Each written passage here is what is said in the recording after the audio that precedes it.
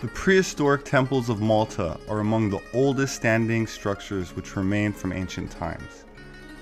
These massive stone temples date back to around 6,000 years ago, displaying megalithic architecture that is beautiful and inspiring, yet on a smaller scale than what we find in places like Egypt. Excellently preserved, these stone structures were covered over with soil, which helped protect them, forgotten for millennia, only recently rediscovered and carefully restored by archaeologists beginning in the 19th century. The major complexes are deservedly designated as UNESCO World Heritage Sites. Although these stone temples are large in overall extent, the interior chambers don't have enough room to hold more than a few people at a time. Therefore, public worship in large groups, as practiced in typical churches and temples today, would not have been possible. It's more likely that an elite class of priests and/or priestesses carried out sacred rites inside the temple, and the public was not invited in. The worship of a goddess is usually associated with female priestesses, so the question must be asked, were the temple leaders also the political rulers of the community? In other words, a matriarchal society? People are still searching for answers to questions such as this, for the first inhabitants of Malta left no writing behind when they vanish as mysteriously as they had first appeared, around 4000 BC.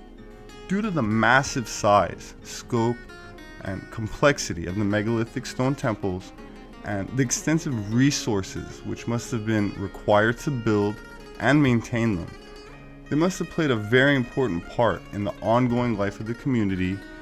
But without more real evidence, though, we can only speculate and admire at this stage, as very little is known about those original inhabitants that conceived of and erected these megalithic monuments.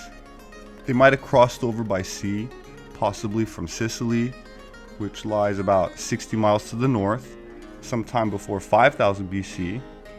The temple builders were agriculturalists, they grew cereals, and they domesticated their livestock. They worshipped a mother goddess, which is known from early statuettes found around the Mediterranean, resembling similar statues found on Malta, several being of uniquely large size.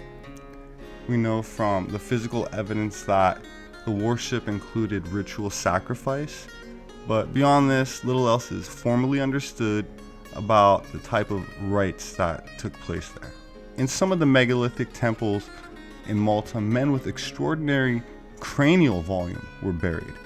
It is known that until around 1985, a number of skulls found in these prehistoric Maltese temples were exposed in the Archaeological Museum of Valletta, but since a few years ago they were removed and replaced in the deposits, not to be seen by the public, so only the photographs taken by the Maltese researcher Dr. Anton Misfud and his colleague Dr. Charles Savano Ventura remain to testify of the existence of the skulls at all.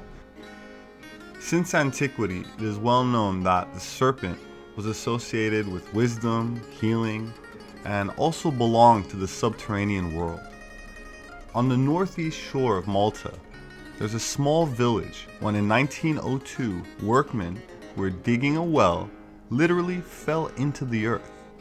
They had accidentally uncovered the outer room of a Maltese cave entrance, which was later discovered to be a complex of caves, 3 of which were in a series of chambers excavated out of solid rock. And this entrance is known as a type of hypogeum, and hypogeum is a Latin name for underground structure. Later, a series of underground rooms were discovered to have been located in the middle of an ancient Neolithic village, and from the construction of the entrance stones, it is now assumed that at certain times a human sacrifice was chained before the entrance. The entrance and walls and ceilings of some of the passageways and rooms have been found to be decorated with red ochre, and when first discovered, the 3 caves were crammed with as many as 30,000 skeletons of men, women, and children. Once past the entrance, a narrow passageway leads ever downward to a long underground tunnel and a series of caves which are reputed to allow one to traverse the entire length of the island and even further. So legend has it that these passageways at one time connected with underground tunnels that go deep into the earth, but have allegedly been sealed off to the public ever since a school teacher took 30 students into the cave and disappeared, guide and all.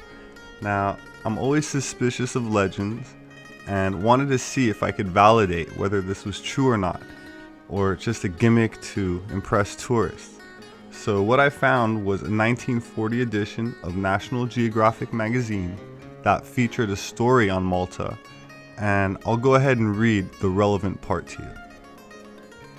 And I quote, "Many subterranean passageways, including ancient catacombs, now are part of the island's fortifications and defense system. Supplies are kept in many tunnels, others are bomb shelters. Beneath Valletta, some of the underground areas served as homes for the poor. Prehistoric men built temples and chambers in these vaults. In a pit beside one sacrificial altar lie thousands of human skeletons. Years ago, one could walk underground from one end of Malta to the other. The government closed the entrances to these tunnels after school children and their teachers became lost in the labyrinth while on a study tour and never returned." End of quote. So there you have it. Where there's smoke, there's often fire. But what happened to them and what the entire story is remains a mystery. Thank you for listening. My name is Robert Sepper. I'm an anthropologist. Please subscribe if you enjoy my presentations. I cover many topics. To my subscribers, as always, thank you for sharing, liking, commenting. And for those who like to read, please have a look at my book selection on Amazon.com. Thank you. See you next time.